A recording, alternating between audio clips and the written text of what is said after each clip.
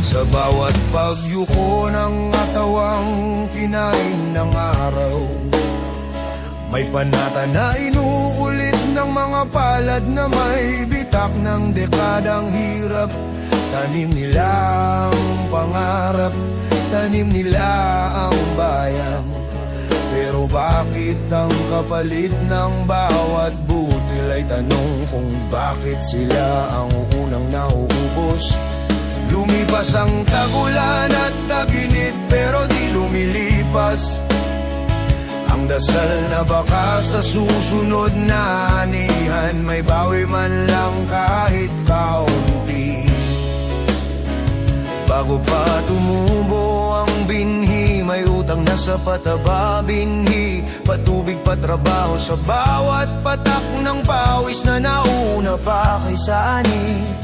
Pagdating ng aniya ng tubo na inasa may nagiging talo. Mas mabigat pa sa sako ng bigas na binabalikat. At sa bawat takal ng butil may kaba kung may maipapakain pa ba bukas sa sariling tahanan. Isang pirma sa papel, isang desisyong di nila narinig, biglang bumabagsak ang presyo. Parang lubid na pumutol sa gitna ng pagangat. At sino ang natira? Mga kamay na kahit gaano kabigat ang lupa, mas mabigat ang tanong, paano ulit magsisimula?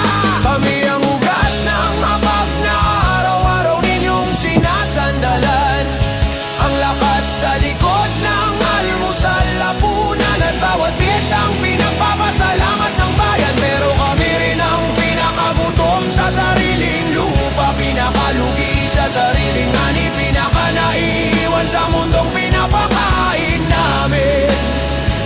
Nagalay kami ng panahon, lakas at buhay, pero bakit kami ang huling pinakikinggan?